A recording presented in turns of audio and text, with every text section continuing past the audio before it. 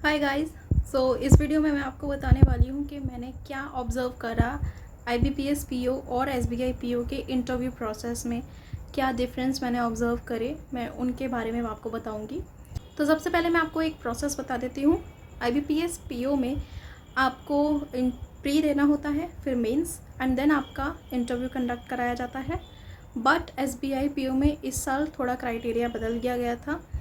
सबसे पहले प्री, फिर मेंस, फिर साइकोमेट्रिक टेस्ट, उसके बाद जीडी और जीई, और फिर उसके बाद हमारा हुआ था इंटरव्यू। तो ये पूरा प्रोसेस एसबीआई पीओ का होता है। तो जो इंटरव्यू प्रोसेस में क्या क्या डिफरेंसेस होते हैं एसबीआई पीओ और आईबीपीएस पीओ में, इनके बारे में मैं ऑलरेडी एक वीडियो बना चुकी हूँ अलग से, कि क्या मेरा एक्सपीरियंस रहा एसबीआई पीओ और आईबीपीएस पीओ दोनों के इंटरव्यूज़ में, क्या मुझसे क्वेश्चन पूछे गए और उनका क्या क्या मैंने आंसर्स करे। इसके बारे में मैंने डिटेल वीडियो ऑलरेडी बना दी है। अगर आपको वो वीडियो देखनी है तो आप देख सकते हैं मेरे चैनल पर विज़िट करके। और इस वीडियो में मैं आपको सिर्फ और सिर्फ डिफरेंसेस बताऊँगी, क्या डिफरेंसेस होते हैं।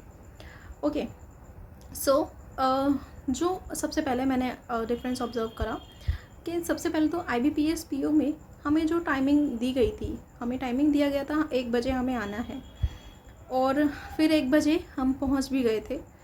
और उन्होंने गेट सिर्फ तभी खोला जब पूरा 1 बज गया था। हम 1 बजे से पहले ही पहुंच गए थे, काफ़ी बच्चे खड़े थे गेट के बाहर और भीड़ लगी हुई थी सारे में, लेकिन उन्होंने गेट से तभी खोला जब 1 पूरा बज गया। फिर उन्होंने हमारा अटेंडेंस वगैरह लिया, बायोमेट्रिक करवाया, और उसी में उन्होंने काफ़ी ज़्यादा टाइम वेस्ट नहीं, मतलब कि लगाया उन्होंने हमारी अटेंडेंस लेने में ही। उसके बाद हमारा डॉक्यूमेंट वेरिफिकेशन हुआ। वो डॉक्यूमेंट वेरिफिकेशन काफ़ी अच्छे से कर रहे थे। और अगर आपके पास कोई डॉक्यूमेंट नहीं होता है तो कोई बात नहीं, उसके लिए आप वो अंडरटेकिंग भरवा देते हैं उसी वक्त, और आप अंडरटेकिंग भर के अपना इंटरव्यू दे सकते हैं दोनों में ही। मतलब कि आप इस बारे में चिंता मत करिएगा कि अगर आपके पास उस वक्त कोई डॉक्यूमेंट नहीं है तो फिर क्या आपको इंटरव्यू देने नहीं दिया जाएगा। ऐसा कुछ नहीं है, आपको इंटरव्यू वो दिलवा देंगे। बस आपके पास जो सा डॉक्यूमेंट नहीं होगा उसके लिए वो आपको अंडरटेकिंग भरवा देते हैं, और आप उसको बाद में at the time of joining आप उसको प्रोड्यूस कर सकते हैं उस डॉक्यूमेंट को। तो बेफिक्र होकर आपके पास जितने ज़्यादा डॉक्यूमेंट्स अवेलेबल हैं आप उन सबको लेके जाइए, और अगर कोई नहीं है तो कोई बात नहीं, उसके बारे में ज़्यादा पैनिक मत करिएगा, ठीक है। तो डॉक्यूमेंट वेरिफिकेशन हुआ और फिर उसके बाद डायरेक्ट हमारा इंटरव्यू कंडक्ट हो गया था। तो जब आईबीपीएस पीओ का इंटरव्यू हुआ था, उसमें जो रूम के अंदर टीचर बैठे थे वो सब एक लाइन से बैठे हुए थे। मतलब सबसे पहले लेफ़्ट कॉर्नर में मैम बैठी हुई थी, फिर उनके बराबर में बाकी सर्स बैठे हुए थे। 5 टीचर्स थे, एक मैम और बाकी 4 सर थे। और उनके सामने ही बहुत ज़्यादा क्लोज़ में एक चेयर रखी थी, उन पे हमें बैठना था। मतलब कि आईबीपीएस पीओ में ऐसा था कि जो टीचर्स हैं और हम बैठे हैं उनके बीच का जो फासला था बहुत ही कम था। और जो टीचर्स होते हैं वो काफ़ी ज़्यादा आपके क्लोज़ बैठे होते हैं, तो आई कांटेक्ट जब हम बनाते हैं तो आई कांटेक्ट बनाते वक्त थोड़ा सा अजीब सा लगता है, थोड़ा नर्वसनेस सी ज़्यादा आती है। वो इस तरीके से हम एक दूसरे मतलब टीचर्स को हम जब देखते हैं तो थोड़ा नर्वसनेस ज़्यादा बढ़ जाती है। तो उन लोगों ने क्वेश्चन पूछे।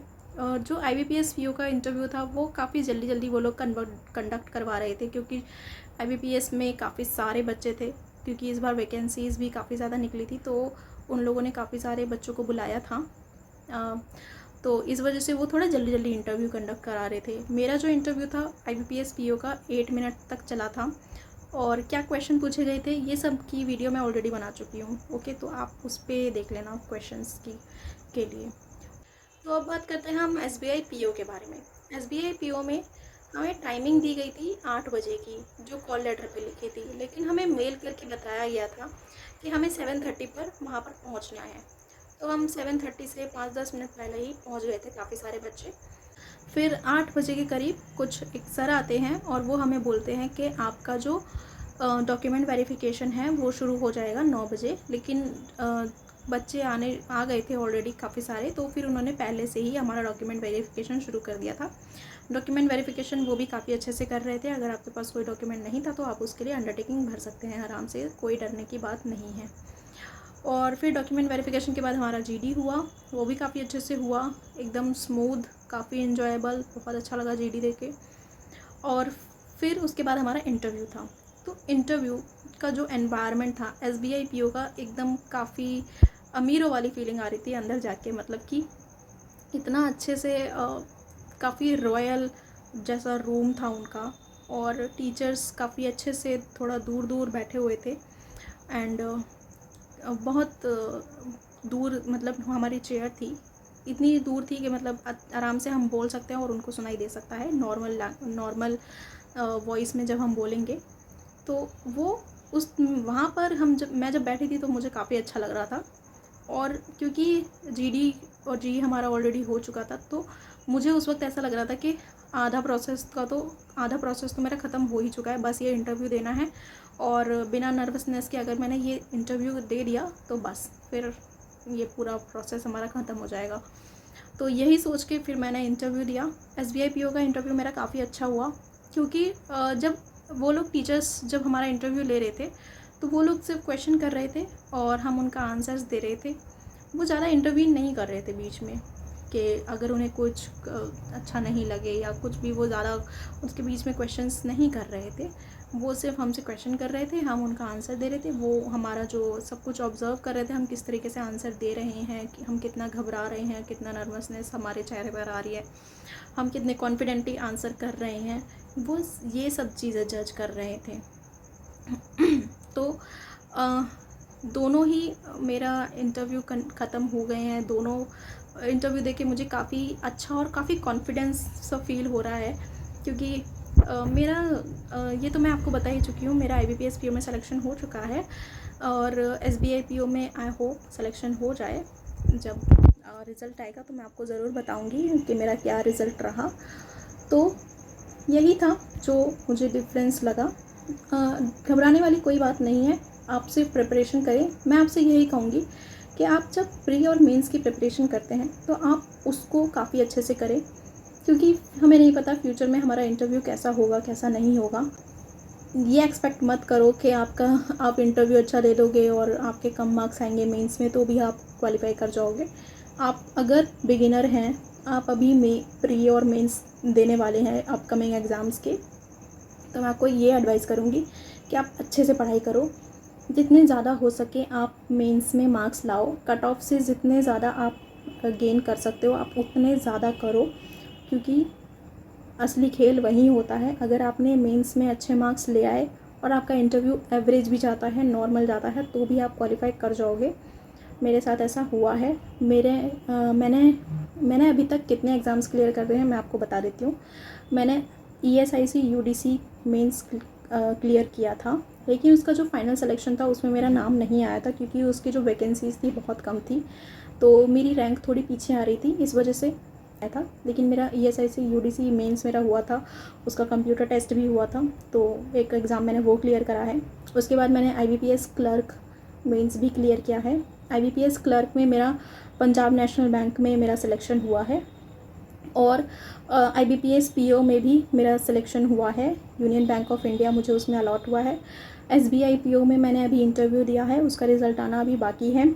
FCI AG3 मेंस का भी मैंने दिया है अभी रिसेंटली में एग्ज़ाम, उसका भी रिज़ल्ट आना अभी बाकी है, और मेरा एग्ज़ाम अच्छा हुआ है, सो आई होप उसमें भी आ ही जाएगा। लेकिन मैं चाहती हूँ कि ना आए, क्योंकि मैं चाहती हूँ कि और बच्चों को अब चांस मिले, क्योंकि मेरा ऑलरेडी हो चुका है। लेकिन मैं आपसे यही कहूँगी कि इंटरव्यू तो अब आपके तो बाद में ही होंगे, कुछ लोगों के अभी SBI PO के इंटरव्यू चल रहे होंगे, सो ये वीडियो आपके लिए बेनिफिशियल होगी। बट अगर आप एक बिगिनर हैं, आप प्री और मेंस की तैयारी कर रहे हैं, तो आप अच्छे से करो, आप कोई कसर मत छोड़ो, दिन रात मेहनत करो, तभी जाके आपका एग्ज़ाम क्लियर होगा। क्योंकि कंपटीशन बहुत ज़्यादा है, वैकेंसीज़ बहुत कम निकलती हैं, लेकिन उनको भरने वाले काफ़ी ज़्यादा होते हैं। असली खेल यही होता है कि आप मेंस में कितने मार्क्स लेकर आ रहे हो। अगर आप अभी से शुरुआत कर रहे हैं प्रिपरेशन करने की, तो ये गलती कभी मत करना कि आप सिर्फ़ और सिर्फ प्री के लिए पढ़ाई कर रहे हो। आपको प्री और मेंस दोनों साथ में पढ़ना है, तभी आप जाके क्वालिफ़ाई कर सकते हो। वरना तो आप प्री निकाल लोगे, लेकिन जब मेंस का टाइम आएगा तो आपको सिर्फ 10 दिन मिलेंगे और मेंस का सिलेबस इतना वास्ट होता है, आप उसको 10 दिन में कंप्लीट नहीं कर सकते। तो मैं यही कहूँगी, आप प्री और मेंस दोनों साथ में अभी से पढ़ो। जब आपका मेंस क्लियर हो जाए फिर आप इंटरव्यू की तैयारी कर सकते हैं। 1 महीने के अंदर इंटरव्यू की तैयारी भी आप आराम से कर सकते हैं। तो best of luck for your upcoming exams. और अगर आपका इंटरव्यू चल रहे हैं, अगले 1 या 2 दिन में आपके इंटरव्यू हैं, तो उसके लिए भी बेस्ट ऑफ लक। आपको डरने की कोई बात नहीं है, बस अपना बेस्ट दो और जोन से क्वेश्चन आपको आते हों आप उनको आंसर करो अच्छे से। अगर कोई क्वेश्चन नहीं आता है तो आप साफ बोल दो कि मुझे नहीं आता sir, I am sorry, but मैं इसके बारे में घर जाके ज़रूर पढ़ूंगी। इस तरीके से आप उसको बोल सकते हो। कोई बुरा मानने वाली बात नहीं होती है इंटरव्यू में। वो वहाँ पे हमें सिलेक्ट करने के लिए है, हमें रिजेक्ट करने के लिए नहीं है। ये सोच के आप जाइए और सारे आंसर्स कॉन्फिडेंटली आप दें। सो that's all for this video. अगर आपको कोई भी क्वेरी हो तो आप मुझे ज़रूर बताएं कमेंट में। और अगर आपको ये वीडियो अच्छी लगती है तो आप इस वीडियो को लाइक ज़रूर करें और अपने दोस्तों के साथ भी ज़रूर शेयर करें। और मैं आगे ज़रूर अपनी स्ट्रैटेजी वीडियोस लेकर आऊँगी। मैंने किस तरीके से इंग्लिश, अपनी रीजनिंग और क्वांट्स की तैयारी करी, किस तरीके से डिस्क्रिप्टिव भी आपको फेस करना पड़ेगा अपकमिंग एग्ज़ाम्स में, उनके बारे में भी बताऊँगी।